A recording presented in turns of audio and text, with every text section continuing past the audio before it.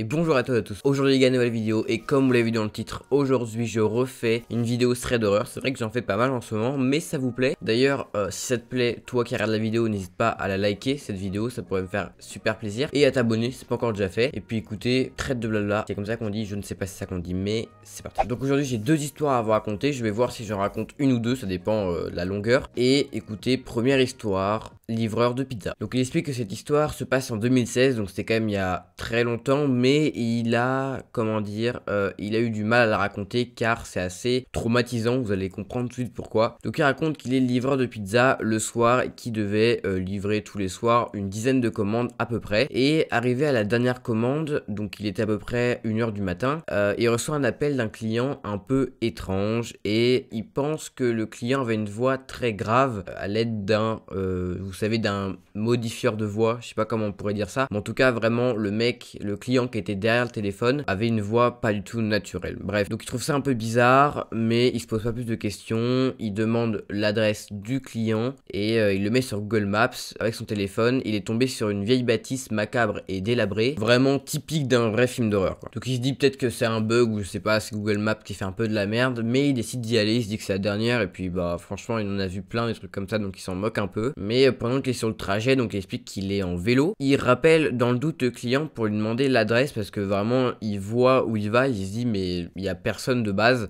c'est vraiment comment dire, c'est pas des champs mais vraiment c'est un village complètement paumé et il va vers une bâtisse complètement délabrée. Donc dans le doute, quand il arrive à peu près à 100 mètres, il rappelle le client et il explique que sa voix par contre n'a pas du tout la même voix que tout à l'heure, donc ce qui lui confirme bien que tout à l'heure il y avait un modificateur de voix et que là il n'y en avait pas. Donc il se dit que c'est peut-être un ado blagueur qui s'est retrouvé ici pour regarder un film d'horreur peut-être avec ses potes et qui voulait commander des pizzas et qui se pensait drôle en modifiant sa voix au téléphone, c'est ce qu'il dit. Donc il explique que arrivé devant la grande maison, il sonna et il y avait une minute où il n'y avait vraiment personne, aucun bruit, c'est-à-dire qu'il sonna pendant une minute d'affilée et personne lui ouvrit et il décida d'encore une fois rappeler le client, mais cette fois-ci il répondit pas. Donc là il se dit bon maintenant ça va faire quand même 2-3 minutes que je suis devant et il m'ouvre pas, je vais quand même ouvrir. Donc il explique que c'était un portail complètement cassé, donc il pouvait juste pousser et puis il rentrait. Donc il passe par le petit portail. Donc il explique qu'il faisait très noir et la seule lumière qu'il y avait c'était la lumière du lampadaire dans la rue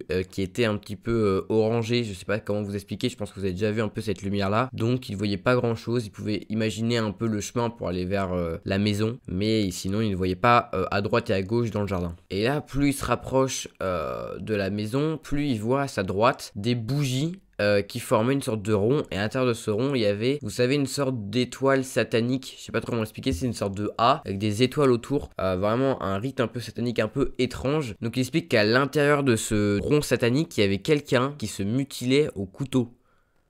Voilà, autant vous dire déjà que c'est pas ouf quoi. Donc là, logique, qu'est-ce qu'il fait? Il déballe complètement, il lâche la commande par terre, il s'en fout, il veut pas recevoir son argent. Il court vers la sortie, il se pose pas de questions, il se dit ok je me casse, de toute façon c'est la dernière commande. Il s'en fout réellement, mais il y avait un autre gars qui était par contre devant le portail et qui lui dit ne bouge pas, et il explique qu'il ressemblait à une silhouette encapuchée, donc il voyait pas vraiment qui était derrière, avec un masque et un scalpel à la main. Autant vous dire que ça sent pas vraiment bon quoi. Et là le gars qui se scalpait dans le cercle satanique arriva par derrière et il lui mit un, vous savez, un chiffon sur la bouche pour pas qu'il puisse crier et parler. Il a tellement peur qu'il s'évanouit sur le coup. Donc là il explique qu'il se réveille au milieu du cercle satanique qui était enflammé. Donc je sais pas comment il était enflammé, mais apparemment ça commençait à être un petit peu plus sérieux. Et là il voit une voiture de police passer à côté de la maison et là il crie à toutes ses forces. Et en fait c'était les voisins qui avaient appelé la police pour vérifier ce qui se passait dans le quartier, parce que les voisins avaient entendu des cris et des bruits un peu étranges. Du coup ils les avaient appelés pour faire une patrouille, et en passant dans la maison du coup ils ont entendu le livreur de pizza crier et la police rentra et voit ce qui se passe, et les deux on peut dire les deux agresseurs, on va les appeler comme ça, courent dans les champs d'à côté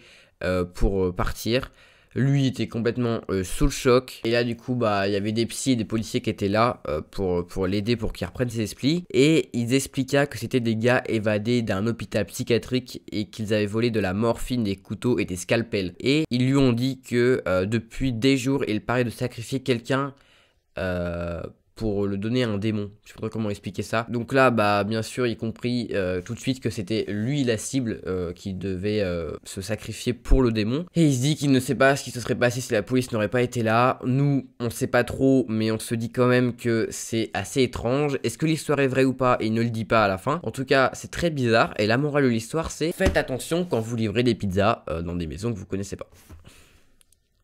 C'est-à-dire toutes. Mais dès que vous voyez un mec devant vous avec un scalpel, bon, vous pouvez courir. Bref, écoutez, deuxième histoire, c'est parti, celle-là était plutôt pas mal. Deuxième histoire qui se nomme voyeurisme. Donc c'est une femme qui explique un vendredi soir avec ses amis, elle décide de partir au restaurant parce que l'une de ses amies n'était pas vraiment en forme car elle venait de se faire, de sortir une relation amoureuse, et pour lui changer les idées, ils ont décidé d'aller au restaurant. Et comme ils voulaient pas aller à la discothèque, tout ça, parce que c'était pas vraiment leur délire, ils préféraient vraiment faire une soirée resto assez chic. Qu'elle explique qu'à 17h30 elle décide de se préparer. Elle a dit qu'elle voulait se sentir belle, du coup elle s'est vraiment habillée, préparée vraiment à l'avance, en 17h30 peut-être 2 heures à l'avance, et en allant à la douche elle actionne l'eau et quelques secondes plus tard elle entend des bruits dans la maison où elle est. Elle coupe l'eau, elle attend quelques minutes et elle n'entend plus rien. En tout cas elle se dit qu'il y a rien vraiment d'anormal, peut-être des bruits, je sais pas, elle explique pas si elle avait un chat ou pas, mais ça peut être n'importe quel bruit, bref elle y prête pas attention. Donc là à 19h30 elle est prête et en attendant ses amis qui arrivent, elle décide de se servir un verre de vin et écouter une musique, et à cet instant elle sent une présence derrière elle, comme si quelqu'un était debout, figé derrière elle. Donc elle ferme les yeux et elle compte jusqu'à 10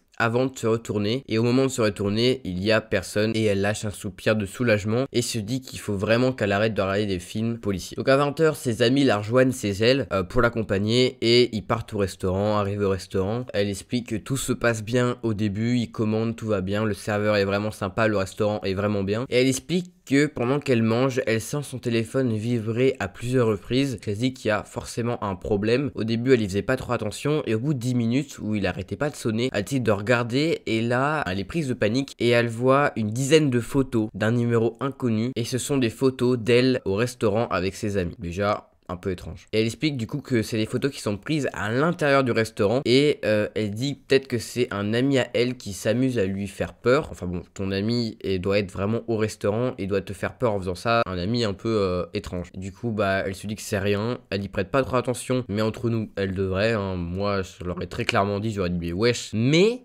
elle, vraiment, elle s'en fout un peu. Enfin, pas qu'elle s'en fout, mais elle veut pas gâcher le moment. Et du coup, elle décide de rien dire et décide de manger comme si rien ne s'était passé. Donc à 22h, ils sortent du restaurant et ils vont vers sa voiture, je crois, ou la voiture d'une amie. Et à 22h30, ils sont arrivés chez elle, donc pour la déposer. Elle dit qu'elle sent quelque chose d'étrange. Elle est vraiment pas bien cette soirée.